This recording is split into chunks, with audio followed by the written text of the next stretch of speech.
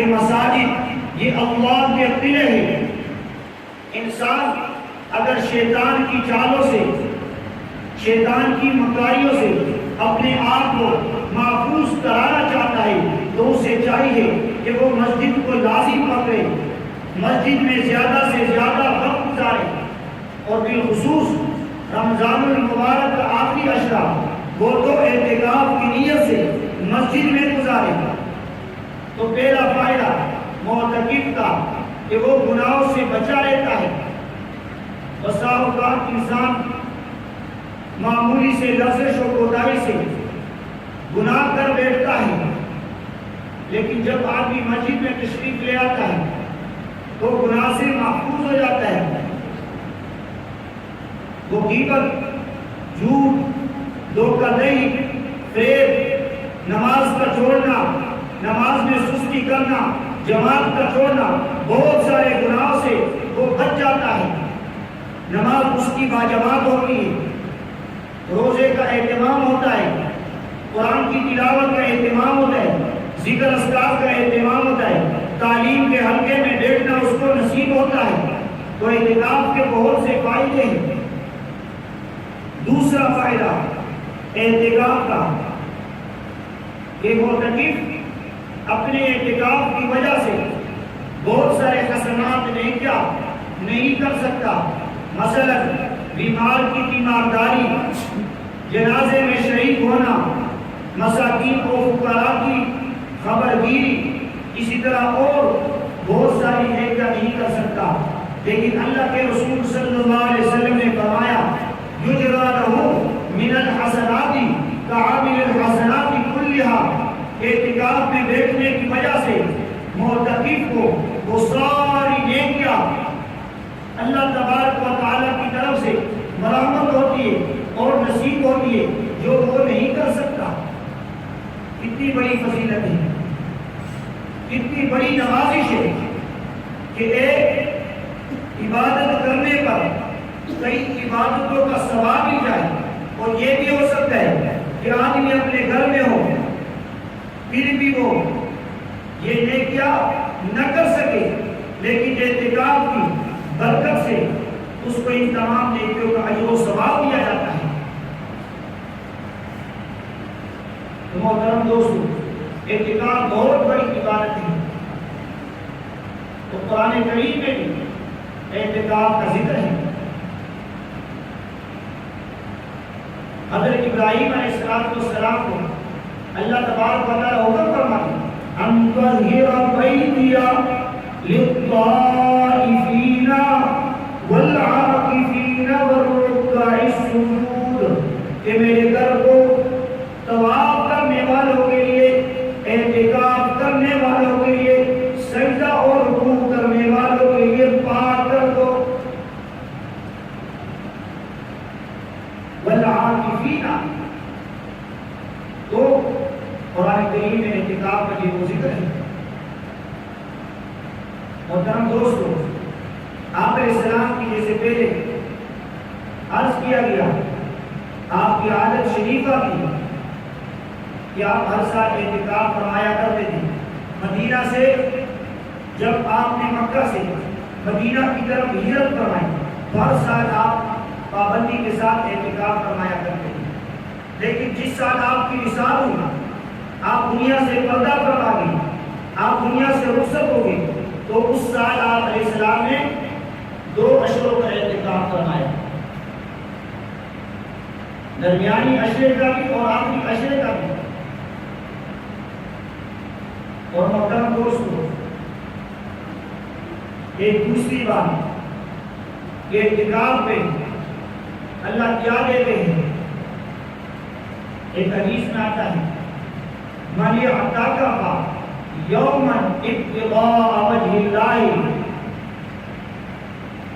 جس نے اللہ کی رضا کے لیے ایک دن کا اعتکاف فرمایا، جعل اللہ بینہ و بین النار ثلاث خناری، اللہ اس کے اور جہنم کے درمیان 3 خندقوں کا آڑ فرما دیتے ہیں، اور ہر خندق اور خندق زمین سے لے کر آسمان تک کے مسافت سے بھی زیادہ اس کی چوڑائی ہوتی ہے۔ محترم دوستو، جب ایک دن کے اعتکاف کی اتنی فضیلت ہے کہ ایک دن کے اعتکاف کی وجہ سے اللہ تبارک و تعالیٰ 3 غم کے انسان کو، بندے کو جہنم سے دور فرما دیتے، تو پھر آخری عشرے کے اعتکاف کے کیا کہیں کہ اللہ تبارک و تعالیٰ آخری عشرے کے 10 دنوں کے اعتکاف کے بدلے میں اللہ اس بندے کو اس قدر جہنم سے دور فرمائیں گے۔ کتنا بڑا انعام ہے۔ محترم دوستو، ہمیں چاہیے کہ اعتکاف کی نیت کر لیں اور یہ موقع غنیمت سمجھیں۔ اگلا سال اور اگلا رمضان کس نے دیتا ہے؟ کوئی اس کی گارنٹی دے سکتا ہے کہ اگلے رمضان میں زندہ ہوں گا، اگلے رمضان میں بیٹھ جاؤں گا؟ کسی کے پاس اس کی گارنٹی نہیں۔ تو اس لیے اللہ کے رسول صلی اللہ علیہ وسلم نے فرمایا یغتنم خمسا قبل خمس، یہ 5 چیزوں کو 5 چیزوں سے پہلے غنیمت سمجھو، 5 چیزوں کو 5 چیزوں سے پہلے غنیمت جانو۔ ان میں سے ایک وفراغت قبل شغل، اپنی فراغت کو مشغولی سے پہلے فراغت جانو۔ محترم دوستو، بہت سارے میرے ایسے بھائی ہیں کہ وہ فارغ ہیں، اللہ نے ان کو فراغت کی فرصت عطا کی ہے، تو انہیں چاہیے کہ وہ اس فرصت کے موقع کو غنیمت جانیں اور اعتکاف میں بیٹھے، ورنہ ایسا زمانہ نہیں آئے گا، کیونکہ دن اور رات بدلتے ہیں، حالات بدلتے ہیں، کہ آج بھی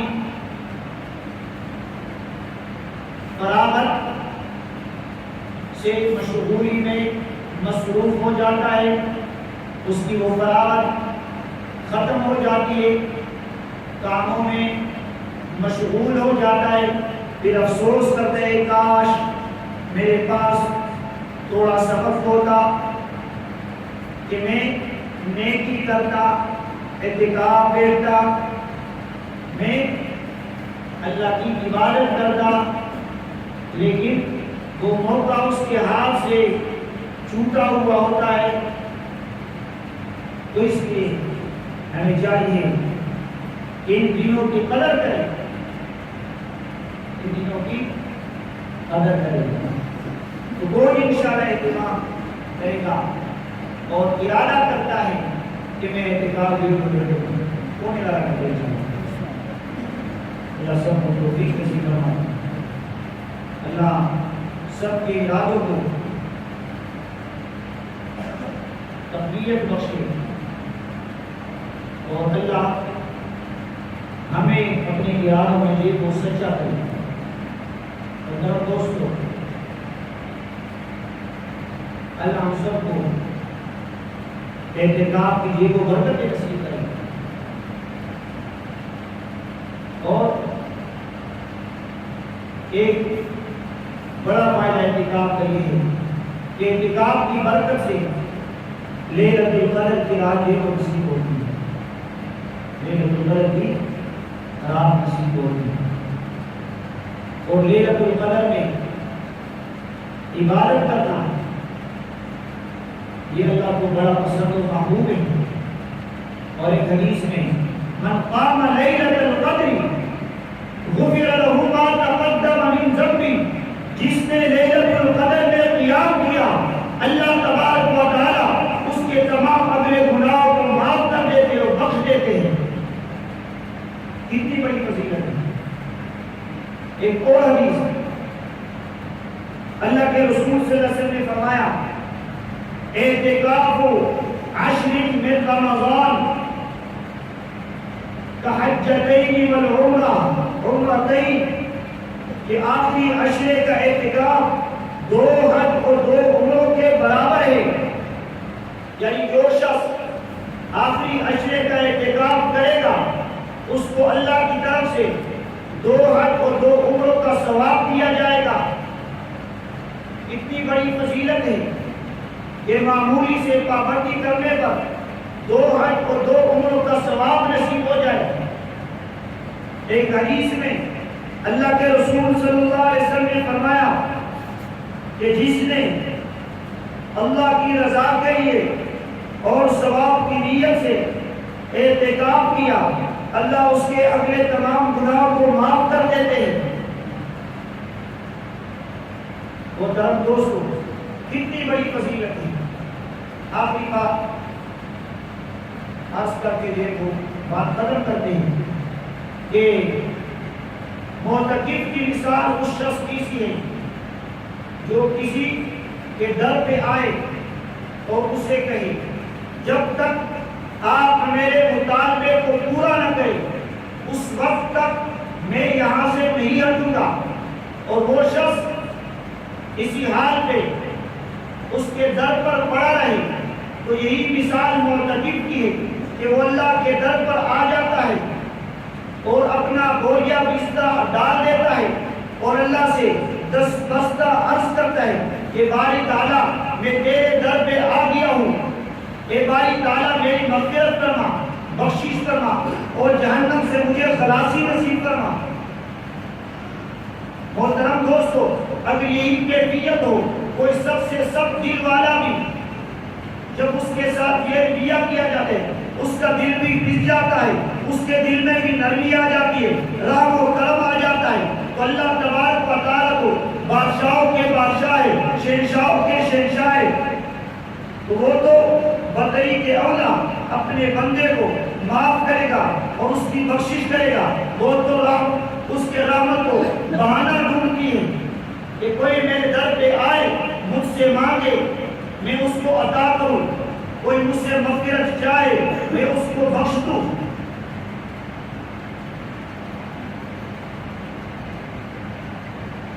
پھر ہم سب کو اعتکاف کی جو برکات نصیب کرنا، اور آج